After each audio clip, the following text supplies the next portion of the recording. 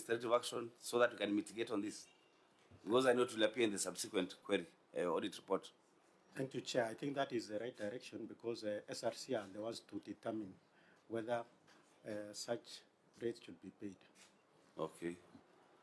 Governor, okay, Senator Ambua, you can assist at this point. Now, what I hear the governor saying, she is concurring with the auditors that perhaps there is no specific policy on this kind of allowances.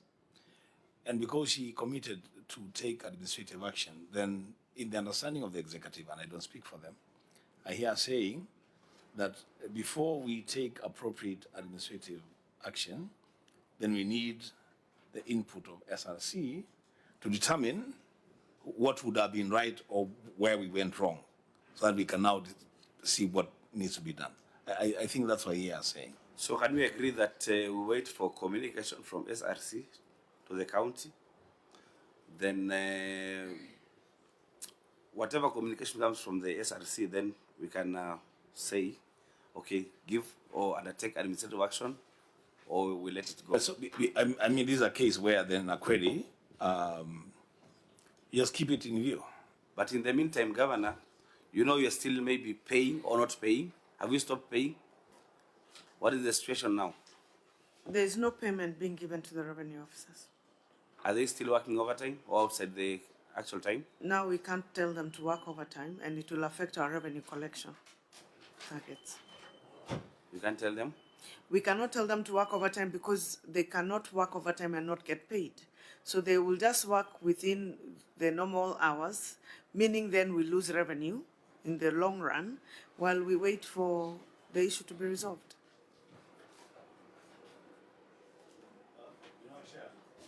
Let me also understand this. You know, Governor, some of us also benchmarking from a lot of people. We know you as an authority on matters finance. So as we wait to hear from SRC, what stops you from developing an internal policy to guide the payment of the allowances if you are convinced that stopping the allowances will have a negative impact on your collections? I am convinced that stopping of the allowances will have a negative impact for the simple reason that we come from a rural county. Our revenue is collected mostly after hours. It's market. They arrive at 5 in the morning, they finish at 9 p.m. at night. Some markets start in the evening after 5. So you have to understand the dynamics of a rural setting. Now, our revenue has grew in the last 1 year because of the facilitating the revenue officers to stay up to 10 p.m. at night and to also report at 4 to start collecting revenue by 5 a.m. Now, because of this audit query, we've had to stop that, and therefore we're going to lose revenue. That is what I am saying. And we cannot develop an internal policy when the auditors think it is irregular to have our own internal policy, and we have to get the policy from SRC. So we are waiting for SRC's response, and then we effect what the SRC says. In fact, the query does not include saying that if we develop an internal policy, it's wrong. Because my reading is, they are saying in the last paragraph, however, there is no approved policy to guide on the basis of rate of payment. They have not said you don't develop. In fact, what Senator Ambo is suggesting is that please develop as we await SRC's communication. I think the role of setting, unless you tell us to use the existing allowances that have been set by SRC and extrapolate that to the revenues, that we can do. But to develop a new one will be outside SRC and it will be considered irregular by the auditors. So let me hear this from the auditors. Auditors, is there a policy, a generic policy by SRC on the payment of allowances to revenue collectors? Thank you, Chair. There are guidelines on payment of officers, and most of the time it is either SDA or lunch or breakfast, but it is based on a percentage of the SDA. So already the SRC have already provided a guideline. So it's a matter of now domesticating the rates provided by the SRC. So it's already. So if there is a policy that exists, why can't it be used? Need to Even domesticate it because they're generic. So maybe the county of Kirinyaga may need to domesticate that generic policy, then apply it in their county. No, there are two things. If there's a national policy, you can use it the way it is or customize it. So if it is there, why aren't you using it? If it exists, or it exists but you don't know if it exists. Because the author is saying there is a policy guiding payment of these allowances. Chair, there is a policy on allowances, general. It does not refer to revenue officers. That is the problem. It's just generic. If it is generic to the extent of maybe identifying the job groups, job group A, you're supposed to get this. Job group B, you're supposed to get this. If revenue officers are in job group B, why can't we just apply it? Yeah, because then again to the auditors, do you have a challenge with the other staff members who get allowances in the county government of Kirinyaga? Thank you, Chair. We don't have any problem for other officers who get, but the rates which were used were not based on what is provided by the SRC circular. So the amount you cannot, because you are supposed to, there's supposed to be specific rate, then you apply for the number of days worked or so forth. But now, But in paying the rates for the other officers, what did you rely on? we use they use the rates, and that is why we don't have any query. But when you look at what they pay now, the revenue officers, it could Use even the lower. rates as provided by who? By It could SRC even or lower than- internally? Yes, sorry, Chair. I'm saying when we look at the payments of the revenue officers, they were not based on any. Oh, we are saying, are there other officers who are being paid these allowances? Sure, Chair. They Did are they paid- give a policy to show how much they're supposed to earn? The other officers. Yes, Chair. And that's how you are satisfied. Sure. But then in that document, is it a county document or a national policy document? It is a national provided by the law. Is it based on grades? Yes. So you are saying then the county should domesticate, or you are saying SRC, we could maybe also write to SRC ourselves? No, Chair. Yeah. I think I heard what he's saying is there is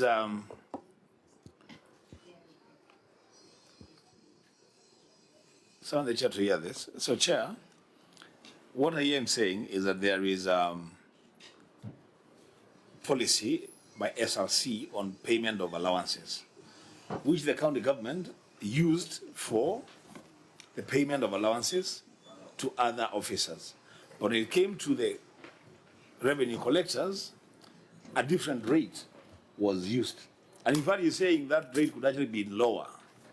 If I heard him right, could actually be lower than what was used. So maybe what to understand why there was a different rate for the collectors from the rate paid to the other staff. Auditor? Okay, auditor first, then Governor. Chair, our query, whenever we are coming up with a query, we have a criteria always, so that we look at what is expected. If there's a payment, is it based on the provision of the law? So if that criteria is not provided, of course, it becomes irregular. And that is why we observe it was only at that level of revenue collectors which had issues of irregularities. Otherwise, the rest of Because the revenue collectors are not captured in that policy. yes, They are not captured at all, or you paid a different rate. even the rates are not based on the formal. Governor? Chair, the document is referring to the reason we paid less is because the policy documents the auditor is referring to starts at a higher job group than the revenue officers. So therefore, I guess my officers paid them less than what is in the SRC, because the SRC one starts at K, but the revenue officer starts at D, E, and rarely F. So therefore, they gave them less they extrapolated for themselves and give them less. So that's why we need a clarification in this case from the SRC. If someone is below K, what do you pay? The only thing is that they did not pay them more. They just paid them less than Maybe K. members, we can't flog this horse further. We can keep this issue in view for the subsequent audits. View, I'll be asking myself this question. So I have an officer who is at job group K. He's supposed to go to work from Kirinyaga to Nyeri. He must leave at 3 in the morning. He's driven by a driver who is at job group D. So what does SRC expect the county government to do? Pay the officer at job group K, and because the officer at job group D is not captured in SRC, they don't earn an allowance. I mean, that's a quagmire that you find. Yeah, we can respond to that. I think it's important we know. What happens to the other officers?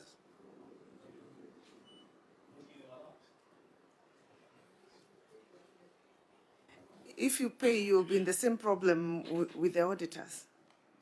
How are drivers compensated? They don't get anything. The governor is here and your CEC is there. They must be getting something, at least for breakfast. They have to. They are human beings. Yes? They must be getting something. You want to respond?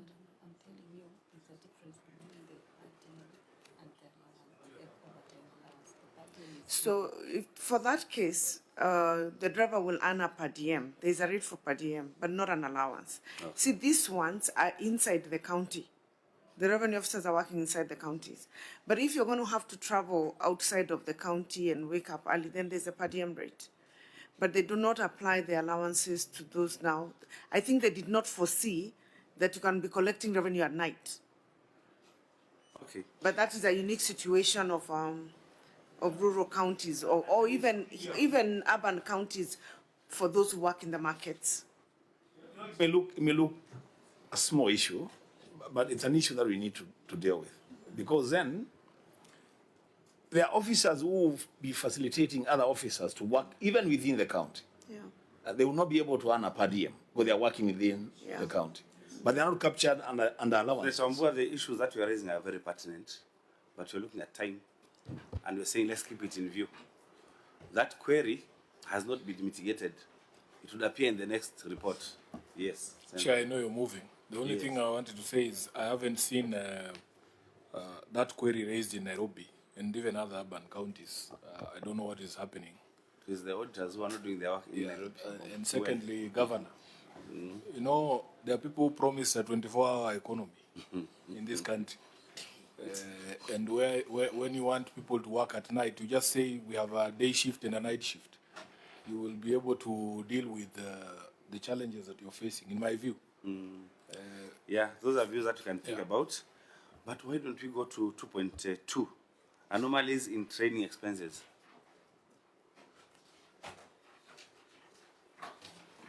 Auditor? Thank you. No. Sifuna we talked after we had the. So they just remove, yeah. So, Auditor, what is still outstanding in this query? Thank you, Chair. The issue which was still outstanding is that there was a recommendation for administrative action, which we didn't get any evidence on that. Those are recommendations on? Yeah, Governor?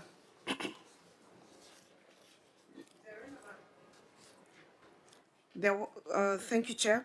The relevant officer was issued with a show cause letter to justify why administrative action cannot be taken against them. Annex 4 above, the officers have since committed to adhering to the provisions of the PFM. Auditor, have you seen that? And is it satisfactory to address this issue? The issue here was on the officer did not submit the documents as required on time to the auditors. Yeah, Auditor? What is still outstanding here? Chair, we were to receive that evidence of a show cause letter, but we have not seen it. Have you received that show cause letter? No. In your engagement with the executive? No, Chair. No. Governor, you have issued a show cause letter, but the auditor is saying he has not seen it. They have not seen it. Oh, the show cause letter was supposed to go to the auditor's office. Yes, It's in those, attached in in those Annex 5. documents showing that you had implemented our recommendations, you're supposed to satisfy the auditor that the recommendations were implemented, so that when we come here now, we leave out the ones that are mitigated, and we just go through the issues that were not mitigated. We would not be looking at this issue if you had given those documents to the auditor. Noted, Chair. The documents are now attached under Annex 5. We stand corrected. We thought we wait until we bring them to the Senate. So has the show cause letter been responded to? Because it's against the Public Audit Act for any officer not to give information during the time of audit, and the provision is really stand on the repercussions of not providing information in good time. Yeah, Yes, Senator. I've had the benefit of looking at the annexures. There is a notice to show cause and then there is a response, but I don't know what decision was taken by the management. Whether Yes. the officer was formally warned, you issue a notice to show cause, a response is made. So what decision did management make on that matter? What decision? Governor,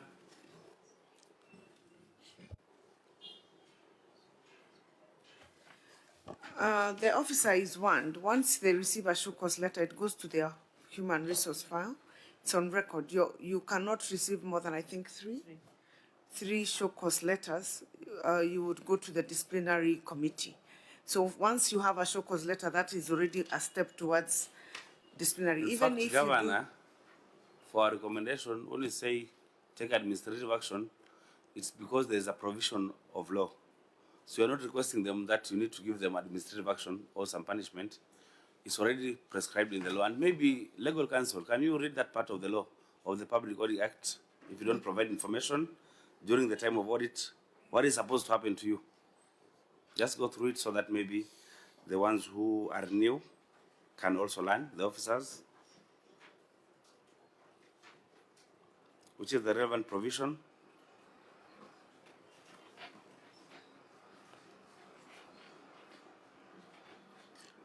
Auditor, is it all the documents are not there now or they are there now? Chair, the documents were like the show cause letter I can see in the documents submitted. No. Even before that, there were anomalies, like facilitation request memo done after the interviews were conducted, no? List of participants and so on. Are they there now? Chair, but according to our policy as audit office, we rarely accept documents. We don't accept documents after the audit because, Okay. Yes, Okay. there's that policy. Okay. Legal counsel? Section 62 of the Public Audit Act, subsection 1 states, 1B states that a person shall not without justification fail to provide information required under this act, or 1C, a person shall not without justification fail to provide information within reasonable time that is required under this act. Subsection 62(2) states that a person who contravenes subsection 1 commits an offence and is liable on conviction to a fine not exceeding 5 million shillings or to imprisonment for a term not exceeding 3 years or to both. So you had that penalty? You've not had that penalty? I have had the penalty, but the penalty is not given in the first instance because they provided the documents, just that they provided them late. That is why there is administrative action. That is not So, administrative. That yes. that is legal action. Yeah. Yeah, that is So- not administrative action. So, Governor, we are saying you must have taken some administrative action, like a warning letter, training, you know. It could be training of the officers if you feel they are inept. You must have taken some action, not show cause, some action. And we're asking, what action did you take to mitigate? Otherwise, when you're writing the report, the final report, then you might prescribe some of those things. The officers have been warned, all of them. Those have who been? did that, they have been warned. Okay. The show cause Point us to letter, the letters. Okay, center. the show cause letter is a warning in itself because it goes on file. Chair, got some wisdom from senior counsel here. You know, this thing about show cause letter. Now, once you write a show cause letter to a member of staff and they respond to it, should there be a decision based on that conversation?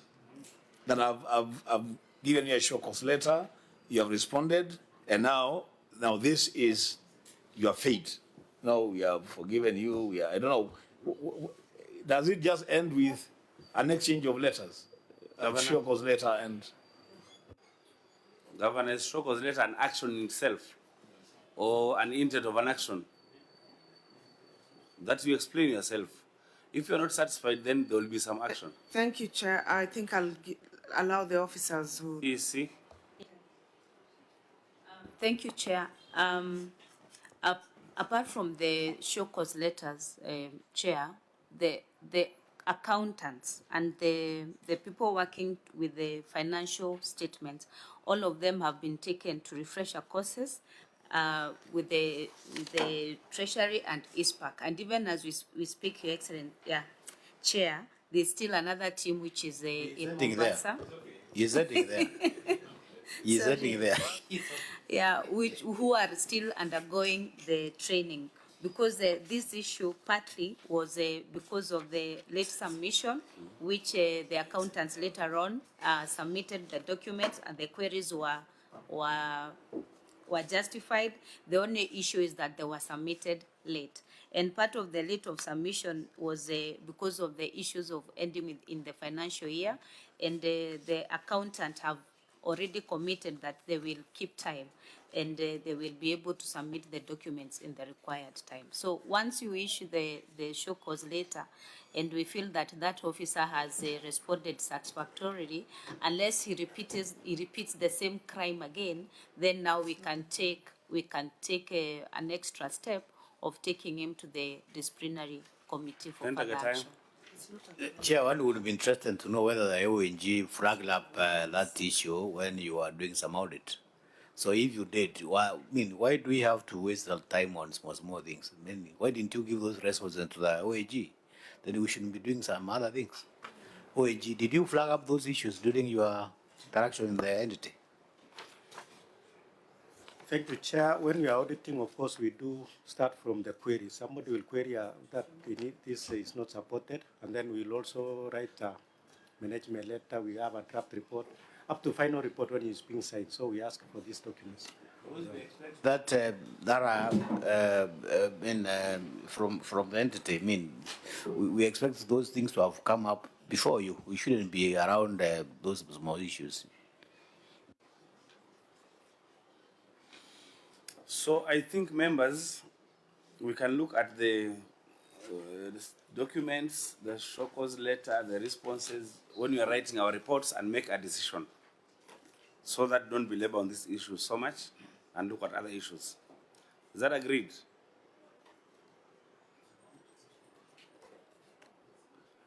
Senator Umogen. See, the problem I have is that there is no follow-up action from management. You write a show cause letter, there is a response, then there should be a decision made, and then a communication is made to the officer. Either to tell the officer, we received your response, we have seen you didn't comply with the law, so we are warning you not to repeat the same mistake again.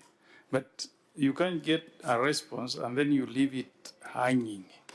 So drinking from the wisdom of the senior counsel, there must have been some communication, and then also the action by the CSC is okay about the training, but then there's something lacking there. But after the officer has responded, then there's need for another correspondence to the officer. Noted, Chair.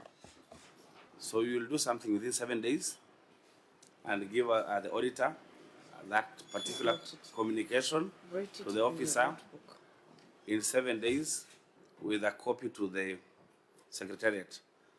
Because when you're doing the reports, we'd have both of them. So directed. Auditor want to look at paragraph 3, lack of aging analysis for staff payables, and tie it to 2.0, that is on emphasis of matter, long outstanding pending bills. You can look at the two concurrently. You can start with the first one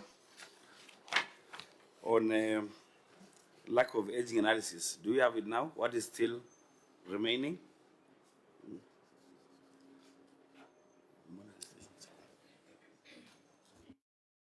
Just, I'm looking at what you've written here. Just tell us what is still outstanding. Thank you, Chair. Based on the recommendation of the committee, of course, they were being able to provide a report, and that one we said it already implemented. They were able to provide a pending committee report. But there's an issue of where they were supposed to come up with a payment plan and submit it to control of budget, but we were not given such a plan, so that issue remains, the recommendation remains unaddressed. Then there's also an issue of they were trying to control our budget, and that write-up was not provided for audit. So we say the issue of that recommendations remain unaddressed. They were also supposed to give us a list of existing projects and evidence of adequate budgetary provision, and that was not also provided. And lastly, Chair, was conduct public participation management shall ensure strict adherence to this rule. And this one also we were not. I didn't get the last one. There was an element of the fifth recommendation was county governments shall conduct public participation, and then management shall ensure strict adherence to this, and they were to provide evidence of public participation, but we were not given any. Governor, you looked at the recommendations. What do you have to say? Chair, I think the problem on this one is the same as the one for the previous one, that we did not submit the documents after we were here in Senate. But the documents are attached in this report. So the question of the pending bills, the provision of a payment plan, that is with the control of budget. And we've been paying every year since 2018. What do you mean, Governor, it is with the control of budget? You're supposed to provide a payment plan. To the control of budget. Have you provided the payment plan? To the control of budget, yes. Yes. Auditor, did you want a copy of the payment plan to prove that action has been taken? Chairman, that's what I'm saying. The issue is not this problem of the auditor not having the documents will recur in every question, because there's no document we've given the auditor since the time we were here. We thought that we respond and bring them to Senate. So the question he's responding to as not being given does not mean the document is not there. It's just that we did not know we're supposed to have given them before coming here for this review. Okay? So I think I'm communicating. Yeah, I'm getting you. That then now I would ask auditor, what type of engagement did you have with the executive? Because they required documents. You review the documents before our meeting today. If you had actually engaged, you must have asked for the payment plan. Now the governor is saying, we don't know if we are required to give the documents to the auditor. If we invited and engaged the governor, why is the governor saying that they have not given the documents to you, Senator Spooner? But Chair, I'm wondering, does this committee have the power to close audit queries? The person who raised the audit query is the Auditor General, so that when you are supplying documents in response to even the conversations here in the Senate, if you send it to the Auditor General, to the control of budget, for instance, make sure that you send it to the Auditor General as well, so that when we sit here, the Auditor General is the one we pose those questions to. We are like, have you seen it? So it is supposed to be straightforward, Governor, that the person who, the originator of the query, must be the one you satisfy. The rest of us are just downstream. Once they tell us that they are happy, the query is closed. Secondly, there is ongoing audits. I was doing my exit meetings last week before I went to the Jamboree in Mombasa with the Auditor General for the ODM party. If there are prior year matters that are raised during that particular conversation for this current financial year, they are the ones to satisfy. They're the ones to address those responses to, Governor. So really, if you send it to the control of budget, yet the originator of the question has not had sight of it, it will keep recurring. I think then there's a miscommunication. We are responding here to a Senate follow-up matrix on the act decisions made at Senate. Yes. We are not responding to the auditor because this question came from Senate. So what we did, we prepared for Senate. I think the The other confusion is on times, your what end. happens- Just let the governor. The other times land when first. we are going through normal audit, the auditors come to the county and audit, and we do management responses to the auditor. But this letter did not come from the auditor. I think the confusion comes from them because it's the first time we're doing follow-up of our Yeah, a it's the first Senate time. hearing. It's the first time. Yeah. It's the first time. So we didn't know that we're supposed to do whatever the Senate provides us, we're supposed to go back to the auditor and then come back to the Senate. We assumed we prepare for Senate and come to the Senate. So that is where the miscommunication is.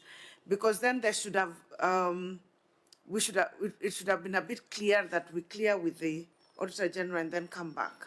We thought we were coming to report to the Senate. Senator Spooner, then Senator Wambua.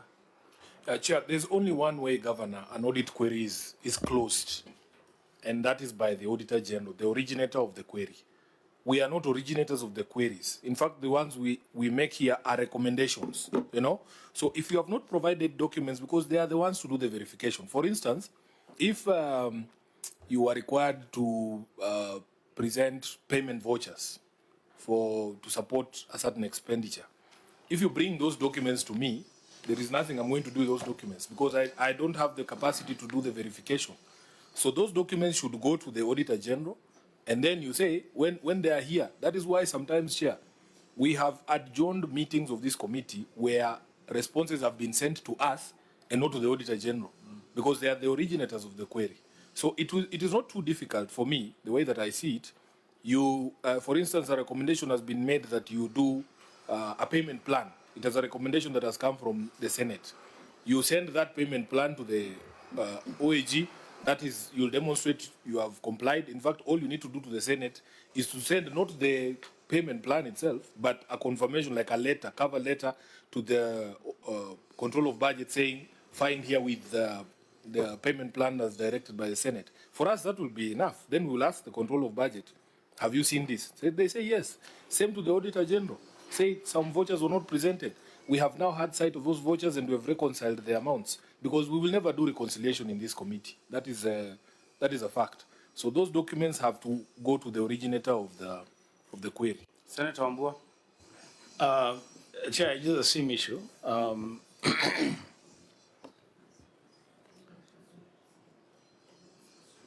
The governor is busy with the CEC. They are consulting on something.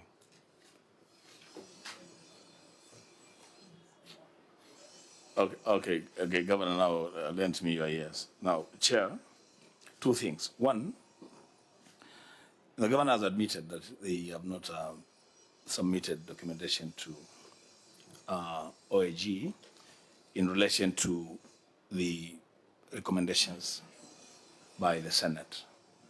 And for me, that perhaps is where this engagement ends, you know, because you see, our recommendations are based on the queries, and the office that has raised the queries is the OAG. It is for them to make the final determination whether that query has been dealt with sufficiently. In the absence of that, then what we are doing here, we will be attempting to carry out an audit here. It's not possible. It's not practical.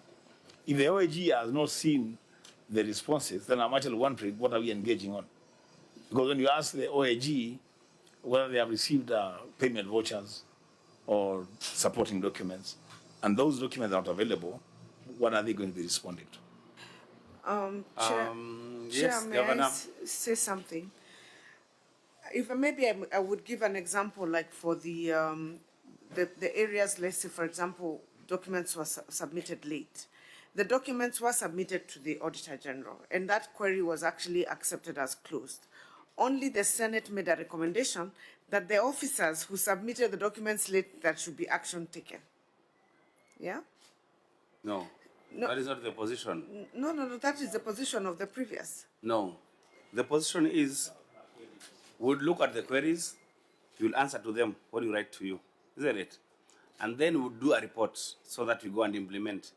Now we're looking at the status of the implementation of the recommendations. If you have implemented the recommendation, it is us to close those queries. How do you close them? We close them by satisfying the auditors that you've answered the queries properly in this meeting. Then now we say this one is addressed. It cannot be addressed merely by saying, go and undertake administrative action. You can't close it at your point. You have to give the documents. The auditor must have adequate time to look at the documents that we recommended you give them. Then we do an engagement and we satisfy ourselves that it is true, you have implemented the recommendations, and so that audit query is closed. We'll close it here. Chair, I think there is a small miscommunication between me and you on this matter. Let me give an example of the previous issue on taking administrative action, where the recommendation by the Senate is to take administrative action. Because by the time we came, we had already submitted the documents to the auditor and the auditor had accepted the issue is cleared. However, Senate felt that because some of those documents were provided late and arose as an audit query, even if the auditor agreed with us, administrative action should be taken on the officer. So the response to this committee now, the follow-up action, is on the administrative action, not on the submission of the documents. I don't know whether I'm overcomplicating, but that issue had actually been closed during the audit. Murik, you want to say something? Chairman, I wanted to say that even where documents have not been submitted to the auditor late, sometimes they are brought to the office of the Auditor General. The auditor will not have time to conduct additional tests because they're already back in the office, they're not in the field. So submitting late the documents is not going to help. Thank you, Chairman. That's not to resolve the issue. So then that means that we are not able to close these issues from your answer or from your observation. I wanted to say that even if you bring a document late to the auditor will not have time to conduct additional tests. And that's the reason why he wasn't asking for the documents in the first place. And that's why the committee now was recommending that administrative action be taken on the officer who failed to provide the documents in time, therefore denying the auditor an opportunity to conduct tests. So according to the governor, when you do undertake the administrative action, according to her, that issue is closed. Chairman, it will not be closed. It will not be closed, yeah. Chair, I think let's, for clarity, let me ask, right? When the recommendation that is being requested, right, is because the issue was resolved during the hearing of Senate, but the Senate said the office of the county governor undertakes administrative action against the responsible officer who failed to provide the documents to the auditors at the time of the audit in accordance with this Act etc. That is the recommendation we've been given. The recommendation here is not on documents because the issue of documents was closed during the hearing. That's why I'm saying we're going back to reopen an audit hearing that has already happened. The only issue, despite that issue having been closed, Senate felt that we should take action on the officer who submitted documents late, who caused there to be a query when there shouldn't have been a query in the first place. Yes. Okay? So the recommendation here is not on documents because the documents matter was closed. Now, the recommendation was on administrative action. So we are reporting on the administrative action. Now we have understood. You have advised us that the administrative action that was taken, we should have taken it back to the auditor also, and then now come back to the Senate, if I understand correctly. When you're required, for example, to provide documents like a payment plan or payment schedule to the control of budget, we must also be satisfied that that payment plan has followed the template, the format that is required. The auditor must be satisfied that that template was followed. And then for us, we are the ones to resolve. These issues are not resolved by that first report, which requests for implementation of some recommendations. It is never resolved there. It is resolved by Parliament. It is resolved here by this committee. So if we do recommendations to the entity, you will implement the recommendations. We will come back here and find out whether the issues as raised and our recommendations that we made have satisfied the auditors and us as the committee to write off an audit query, to clear or to mark a query as resolved. In fact, what I'm asking the auditor is if the issues were addressed. I'm using the word addressed. If they were addressed, then this committee will decide whether the query has been resolved. Those are two different words. Have you addressed the issues? If they are addressed, then as a committee, when you're writing our report, we would say the query has been resolved and we mark it as resolved. It will not reappear again. Yes, Auditor? Thank you, Chair. You have well stated. What I wanted to bring to attention to the committee is when we are doing the audit currently, of course, we used to do up to report, but based on the recommendation of the committee, we do what we call follow-up. So the audit phases are now four. We have the issue of planning, we have the execution, then the reporting aspect which comes to you, and then we make now the follow-up of recommendations. So when we are doing the exit, I know in Muranga we issued what we are calling it circularization of audit committee, SPAC recommendations, where we well put the aspect of what is your take in terms of responses by the client. All the issues which were raised by the committee were on that circularization, which we issued at the exit meeting when we were doing this current audit. So what we are expecting, of course, after we have done that, we will do the audit verification by that team, because they have the capacity at that level to be able to check all the issues which were raised in the prior year and be able to say these have been addressed, these have not been addressed. So when we received the letter, we were not given with the documents. We were given only this letter, which are view pages without the other annexure.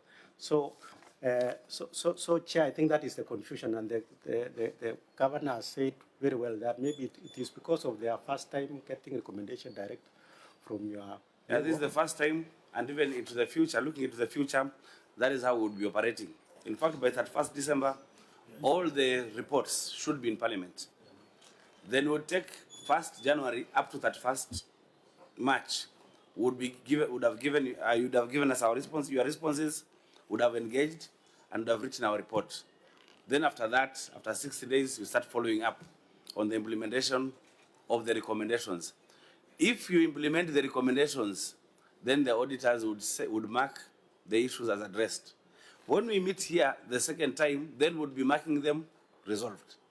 So after that first, we'll get all the certificates, all the audit reports will be in Parliament by 31st of December. When we get them, we'll begin engaging the counties up to 31st of March. These are the new timelines that have been given by the courts, and we must adhere to the court rulings. There was a court ruling here in Nairobi about the alcoholic case. I can't remember the case number, but because of that ruling, that's why we're using a new system of operating. That by 31st, we'll get the reports up to by 31st December. Up to 31st March, we'll have engaged the counties, written our reports with the recommendations, and then we'll write to the counties, giving them our report and the recommendations. The counties would now work on implementing the recommendations, then we'll come back here and see how you have implemented them. Then we can mark the issues as resolved or not resolved. So if you're supposed to take administrative action on an officer, at this point, we want to see if you have undertaken administrative action. If you have, and the auditor is satisfied, and we are satisfied, then we mark that issue as resolved. I don't know if you are following that, Governor. We're clear, Chair. You want to say something, before I go to the next issue? Chairman, from the discussions we have had, it's coming out clearly that the auditor has not looked at this file. And this is evidenced by the county that they have taken action on the recommendations made by the committee. What the auditor has seen is only the responses, the written response, but not the evidence.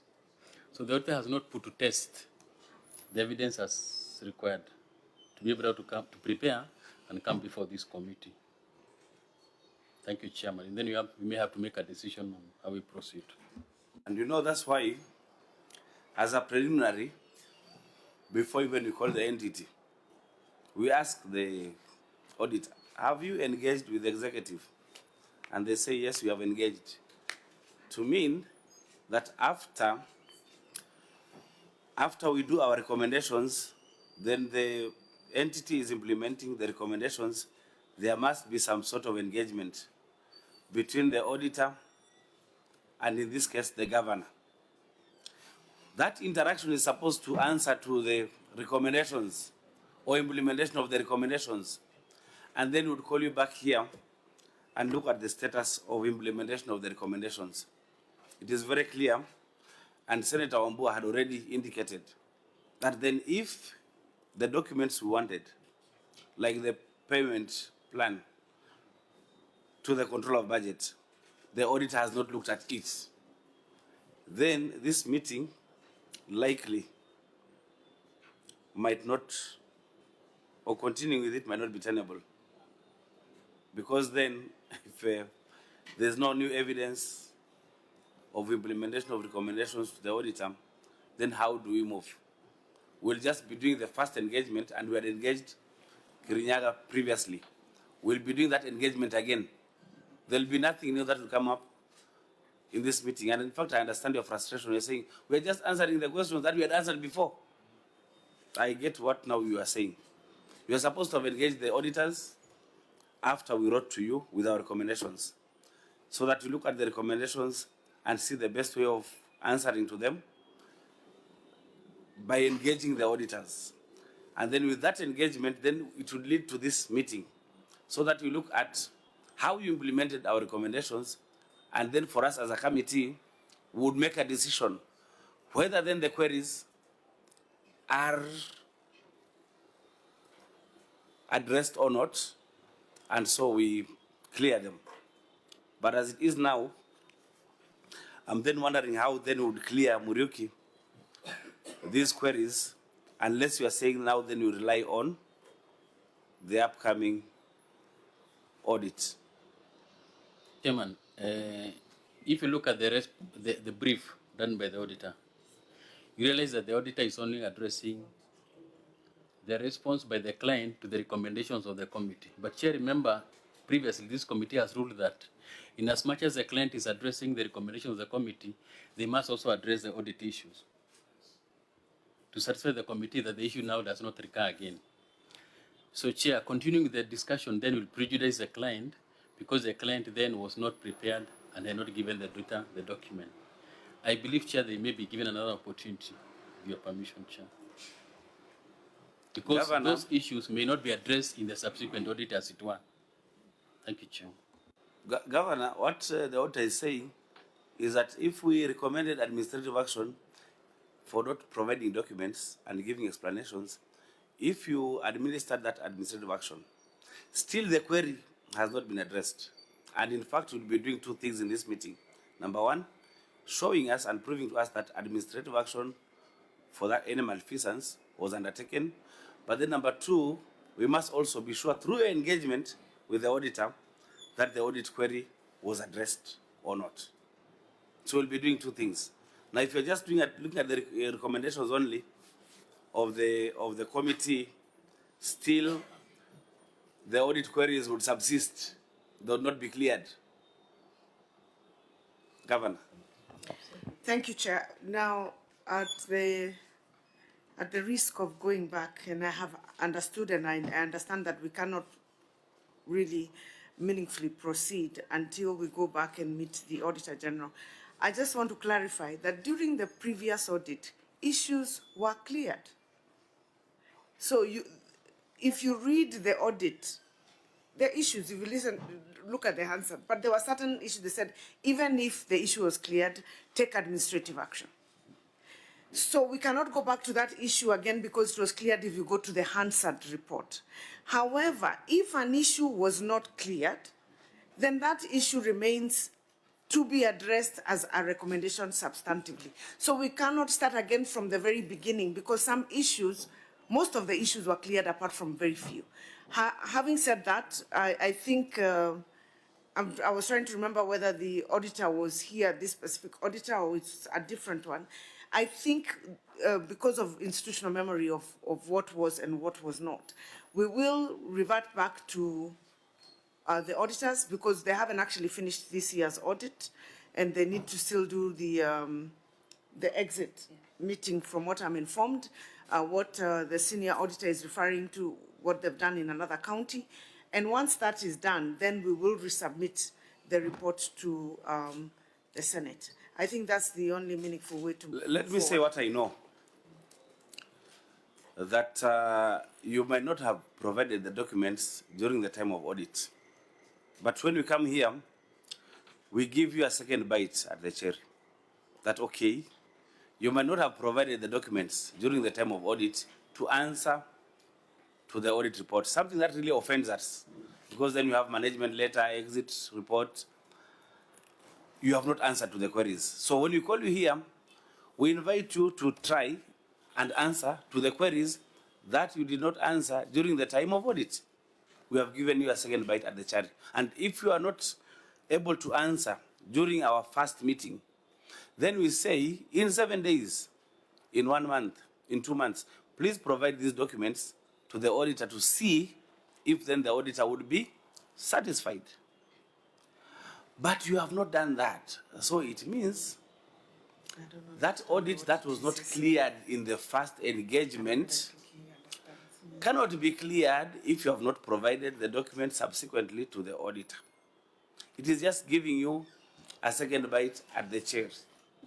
And we are saying this, if it is true or it is lawful to provide the documents during the time of audit in accordance to Public Audit Act 62(2), and you didn't provide, and then we just adopted this report of the auditor without calling the entity, then ours is just to sit down and prescribe the recommendations to ESCC and to DCI to do investigations and then prescribe or recommend to the ODPP so that these people are taken to court. But then we give you a second bite at the cherry. And that's why you appear here and say, please, the documents that were not provided, provide them to the auditor. And then we get a second engagement to see. Chair. Just a minute, I'll give you the opportunity. I'll give you the opportunity, Governor. Just put off the mic, yes. So this second instance that you're supposed to give the documents to the auditor, you didn't provide them. And so then we might not continue with meaningful engagement. Governor. Yes, Governor.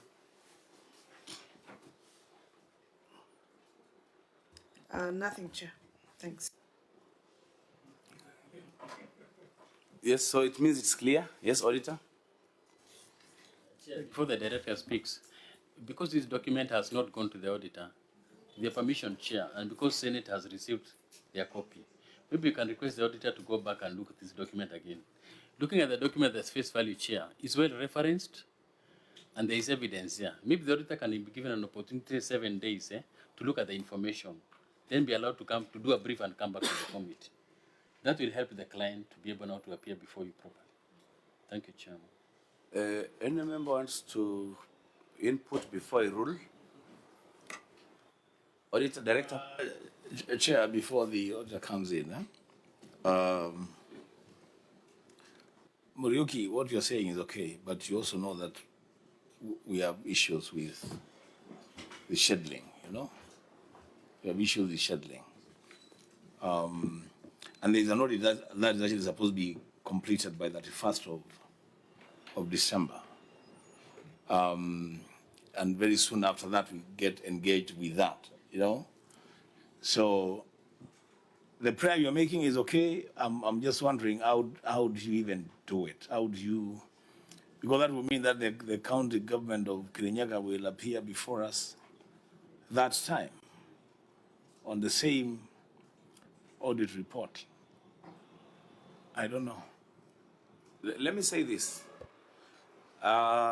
In my previous life as a teacher, there's a theory by Professor Lev Vygotsky that indicates that whatever you get from books is information. Whatever you get from colleagues and every other person in a discussion is information. But whatever then remains in your mind is called knowledge. Now, we are new in this because previously we were doing it just once. That there is a query, we have our prosecutor, the auditors, then there's the governor, and we do our report. Now it's different. We must engage first. We look at the certificate by the auditor, and then we do some recommendations for implementation. Then we try to see if those recommendations have been implemented. This is the way to go now and in the future. We are negotiating this. We are negotiating this because knowledge is negotiated. It's not a preserve of anybody. And that's why people say that the law is clear, but the law has never been clear. If it was clear, then you cannot have a ruling at the lower court and the appellate court, that ruling is overturned. Why? Because there is nothing as unclear as the law. So this is where we are, Governor, that when we engage in the first instance, these audit queries are not cleared. They're never cleared. They will be cleared when the auditor is satisfied that our recommendations have been implemented and the necessary questions that were still obtaining or remaining unanswered have been answered. Then we do our report and say these issues now have been resolved. But as it is now, the issues that were not resolved in the first instance have not been resolved. Now, as a way forward, Senator Wambua, because I'm seeing we don't have time, these issues that are not resolved, that are not marked as addressed by the auditor, and we have them in this brief, we can just let them stay so that they appear as substantive issues in the upcoming report, which would give us by 31st of December as a statutory timeline, and then we look at them in the subsequent report. And they should appear because we've ruled here before as issues, not just indicating prior year matters. Let them be as paragraphs because then they have not been resolved. And you look at them at that point. But when you are doing our report, I know that some will be able to resolve. However, as Muriuki is saying, if you are able to engage the auditor, because we will be with the auditor when we are writing our final report, if you're able to engage the auditor before we write our report, then some of them would be resolved at that level when we are doing our reports. Thank you, Chair. I Yes, think yes, you have Auditor. guided well because as we speak now as an office, we have decided when we are bring the report, the current report now, we'll itemize the issues not resolved by the committee and the Senate. So it's already taken care, and all our reports will be highlighting the issues which were not resolved, so that we don't. That is a direction from the office as a policy, so the issues will not get. And that is why, Chair, as we speak, maybe the second level is, you saw when I was giving my briefs on your recommendation, there were almost 38 recommendations, and only 8 had been addressed. So you can be able to see, because what we were given in the office, actually what I got is, they were not reference to the documents. They were just a provision, and I gave that the auditor was in charge, and he looked at them. So he had not seen evidence. And I think maybe probably because of your mind was to send to the Senate, that is why the whole confusion came about. Otherwise, the documents were supposed to be provided for audit for us to be able to verify. And the team was ready to verify the documents. Thank you.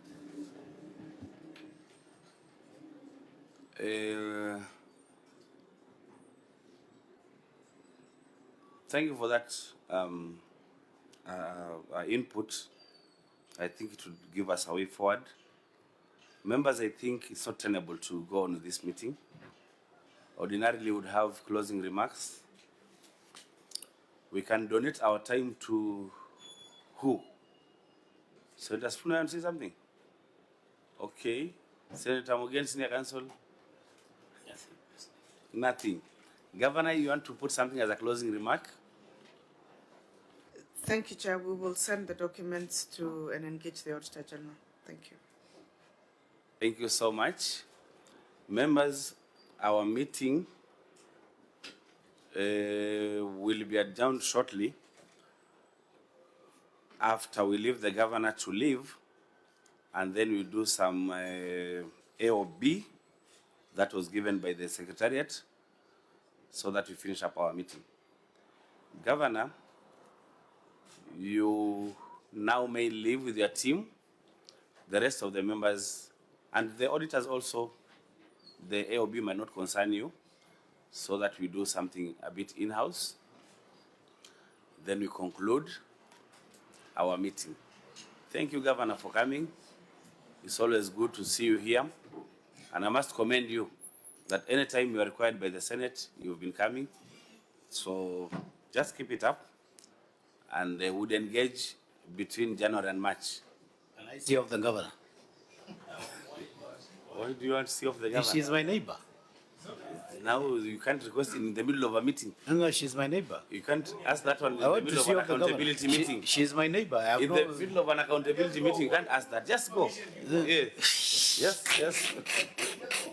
You don't need to ask for permission to see off the governor. But for us, we don't. Yeah. Thank you so much, Governor. Just the members remain a bit.